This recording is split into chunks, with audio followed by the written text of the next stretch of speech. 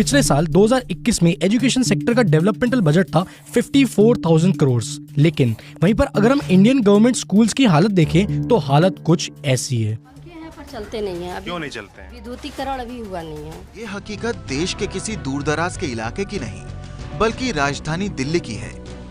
दिल्ली के सरकारी स्कूलों में टॉयलेट की हालत ऐसी है कि बच्चों को जरूरत पड़ने पर पास के मेट्रो स्टेशन के शौचालय में जाना पड़ता है।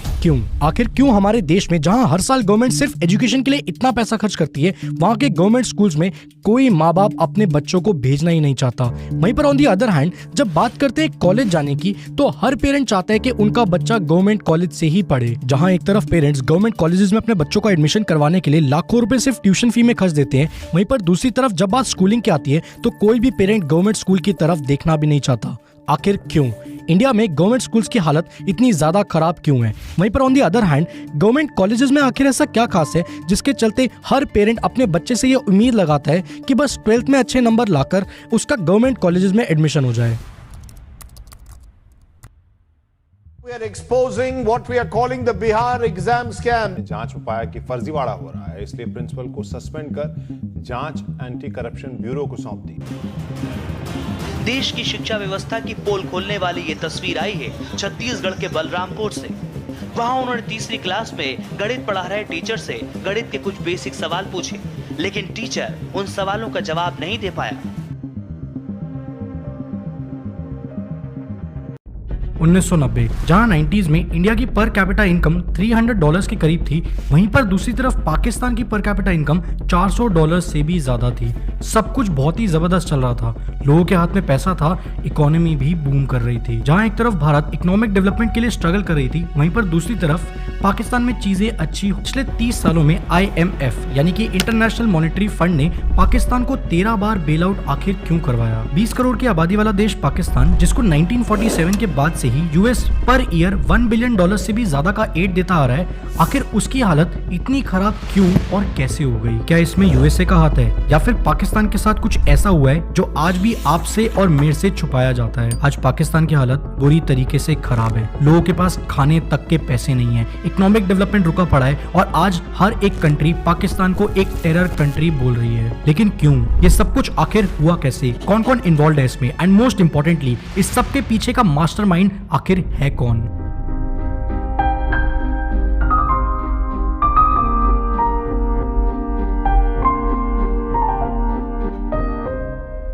14 अगस्त 1947 यूनाइटेड इंडिया 3 पार्ट्स में डिवाइड होता है, और क्योंकि यहाँ पर डिवीजन रिलीजन के बेसिस पर किया गया था, तो मुस्लिम मेजॉरिटी वाले एरिया को एक नई कंट्री घोषित किया गया जिसका नाम पड़ा पाकिस्तान। मुस्लिम लीग ने 1940 से ही ऑफिशियली मुस्लिम पॉपुलेशन के लिए एक अलग कंट्री की डिमांड करना शुरू कर दिया था। एंड फाइनली 8 अगस्त 1947 को ब्रिटिश गवर्नमेंट ब्रिटिश इंडिया के पार्टीशन पेपर्स पर साइन करती है और ईस्ट बंगाल और नॉर्थ वेस्ट इंडिया को मिलाकर जन्म होता है पाकिस्तान का। जब पाकिस्तान ने अपनी इंडिपेंडेंस डिक्लेयर करी तो ईस्ट बंगाल वाले एरिया का नाम पड़ा ईस्ट पाकिस्तान और नॉर्थ वेस्ट इंडिया वाले पार्ट को नाम दिया गया वेस्ट पाकिस्तान। 1999 में परवेज मुशर्रफ ने ही नवाज शरीफ की गवर्नमेंट को गिरा दिया। ये चौथी बार था जब पाकिस्तान के अंदर मार्शल लॉ को इम्पोज किया गया एंड वंस अगेन इंडिया के साथ 4th टाइम एक लार्ज स्केल वॉर शुरू हुई। पाकिस्तान हमेशा से चाहती थी कि अफगानिस्तान के अंदर उनकी पपेट गवर्नमेंट हो, इसीलिए यूएसएसआर के अफगानिस्तान छोड़ने के बाद भी उन्होंने तालिबान को सपोर्ट करना छोड़ा नहीं, क्योंकि वो ये सोचते थे कि we will support Taliban and Taliban will support us in return. लेकिन यूएसए को अफगानिस्तान चाहिए था और वो लोग अभी तक तालिबान को अफगानिस्तान से हटा नहीं पाए थे, इसलिए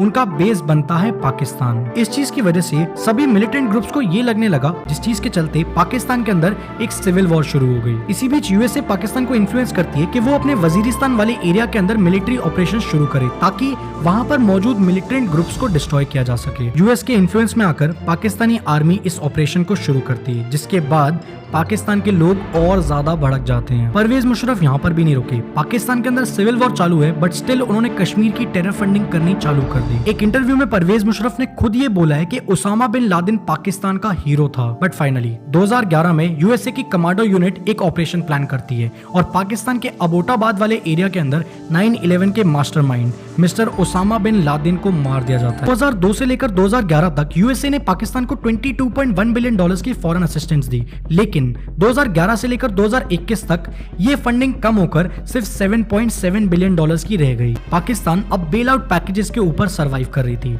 और पाकिस्तान की ऐसी कंडीशन को देखते हुए 22 मई 2013 चाइना ने पाकिस्तान के साथ मिलकर China Pakistan economic corridor, in short बोले तो CPEC अग्रीमेंट को साइन किया। इस अग्रीमेंट के अनुसार चाइना आने वाले टाइम में पाकिस्तान के अंदर बहुत सारे एनर्जी प्रोजेक्ट्स, बहुत सारे इंफ्रास्ट्रक्चर प्रोजेक्ट्स और काफी सारे SEZ यानी कि स्पेशल इकोनॉमिक जोन्स को भी सेटअप करेगा and as a result Pakistan का इंफ्रास्ट्रक्चर डेवलप होगा और लोगों को और ज्यादा employment. The interesting thing is कि यही स्टूडेंट्स जो प्राइवेट स्कूल्स में पढ़ते हैं वो आखिर गवर्नमेंट कॉलेजेस में एडमिशन लेने के लिए इतने ज्यादा क्रेजी क्यों हैं, एंड इवन उनके पेरेंट्स भी ये चाहते हैं कि उनके बच्चे गवर्नमेंट कॉलेजेस में जाए। क्यों?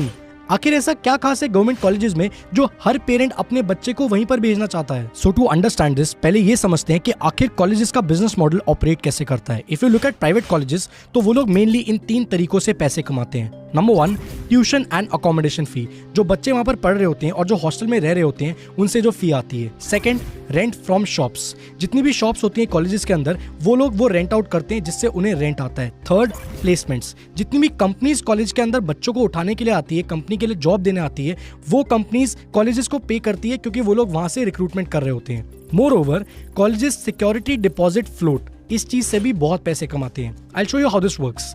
आप जब भी किसी कॉलेज में एडमिशन लोगे प्राइवेट कॉलेज में, तो वो आपसे एक सिक्योरिटी डिपॉजिट का अमाउंट लेंगे। फॉर एन एग्जांपल, आपसे 15,000 रुपए एज सिक्योरिटी डिपॉजिट कॉलेज लेता है in the starting of your first year, जिसके बाद अगले 3 साल के लिए कॉलेज के पास ये पैसे रहते हैं। नाउ जस्ट इमेजिन, ये 15,000 रुपए आप ही जैसे 30,000 और बच्चों से लिए गए हैं for the next 3 years. So total around 45 crore rupees का ये फ्लोट मनी बन जाता है, जो कि ये कॉलेजेस कहीं पर इंटरेस्ट पे भी दे सकते हैं या फिर इसको इलिक्विड एसेट्स के अंदर इन्वेस्ट कर रिटर्न्स भी कमा सकते हैं, क्योंकि अगले 3 साल तक आपको ये जो सिक्योरिटी डिपॉजिट का अमाउंट है ये वापस नहीं होगा। And the most interesting part is कि 3 साल बाद भी आपको ये पूरे 15,000 रुपए वापस नहीं मिलेंगे, इसमें से भी वो कुछ ना कुछ अमाउंट कट कर लेते हैं। जहां ज्यादातर प्राइवेट कॉलेजेस का मेन मोटिव पैसा कमाना होता है, वहीं पर on the other hand if you see government colleges तो they are super affordable. Government colleges revenue generate करने के लिए नहीं बल्कि डायरेक्ट एम्प्लॉयमेंट क्रिएट करने के लिए बनाए गए हैं। But in case of schools ऐसा नहीं होता, क्योंकि स्कूल से निकलते हार्डली कोई डायरेक्ट एम्प्लॉयमेंट क्रिएट होती है।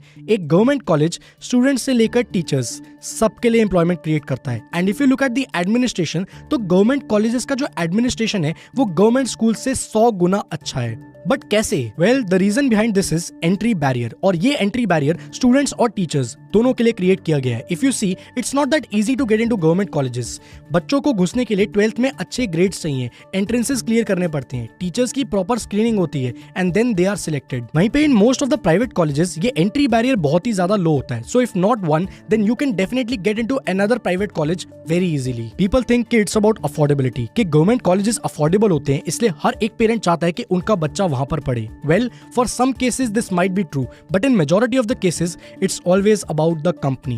Parents know for a fact कि एक strong entry barrier की वजह से गवर्नमेंट कॉलेजेस में ज्यादातर A grade स्टूडेंट्स ही होते हैं। एक A grade स्टूडेंट होने का मतलब ये नहीं होता कि आप स्मोक, ड्रिंक, पार्टी ये सब नहीं करते। This तो you will find in every college. But the thing is that कि एक A grade स्टूडेंट उस कॉलेज के अंदर मेहनत करके पहुंचता है, and even if they are from a privileged family, उनको अपनी privileges की अवेयरनेस होती है। Now I know आप क्या सोच रहे हो कि जब गवर्नमेंट हर साल एजुकेशन के लिए इतना बड़ा बजट एलोकेट करती है तो फिर ये पैसा आखिर जाता कहाँ है? Well, there are 2 things to it. Number 1, actual expenditures. ऐसा नहीं है कि गवर्नमेंट एजुकेशन के ऊपर पैसा नहीं खर्चती, they definitely do it.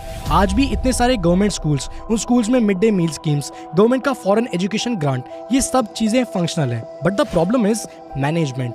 Government पैसा तो खर्च करती है, लेकिन पुअर मैनेजमेंट होने के कारण उन फंड्स को कभी भी ऑप्टिमली यूज ही नहीं करा जाता। जहां पर सबसे ज्यादा जरूरत है वहां पर उन पैसों को खर्च ही नहीं करा जाता। And secondly, corruption. Believe it और नॉट, इट्स एवरीवेयर, और स्कूलिंग सेक्टर्स में तो बहुत ही ज्यादा है। रीजन भी कि प्राइमरी स्कूलिंग जो कि गवर्नमेंट के अंडर आती है वो बहुत ही ज्यादा नेग्लेक्टेड सेक्टर है और हार्डली कोई इस पर ज्यादा ध्यान देता है, because of which corruption becomes more easy. और जो पैसा बच्चों के बेटरमेंट के लिए अलॉट होता है वो करप्ट ऑफिशियल्स की जेब में चला जाता है। सो सॉल्यूशन क्या है? वेल, एज एन इंडिविजुअल तो it's difficult to do anything, but yes, time बदल रहा है, हर घर तक इंटरनेट पहुंच रहा है, जिसकी वजह से आज बहुत सारे बच्चे बिना स्कूल जाए घर पर बैठकर पढ़ रहे हैं। वो चीजें सीख रहे हैं जो स्कूल्स और कॉलेजेस भी उन्हें नहीं सिखाते। But to fix all this issue, all that is needed is meritocracy. ज्यादातर गवर्नमेंट स्कूल के टीचर्स बस यूं ही उस पोस्ट पर बैठ गए हैं। ज्यादातर गवर्नमेंट स्कूल का एडमिनिस्ट्रेशन स्टाफ अनक्वालिफाइड है या फिर बस किसी जुगाड़ से वहां पर लग गया है। So you see, until and unless किसी ऑर्गेनाइजेशन में एक बहुत ही पावरफुल मेरिट वाले लीडर्स नहीं आ जाते, तब तक things don't change. And in my personal opinion, अगर गवर्नमेंट जॉब से सिक्योरिटी हटाकर एक full fledged merit based system के थ्रू ही गवर्नमेंट ऑफिशियल्स को हायर किया जाए तो बदलाव जरूर आ सकता है। आप क्या सोचते हो? नीचे कमेंट सेक्शन में जरूर बताना।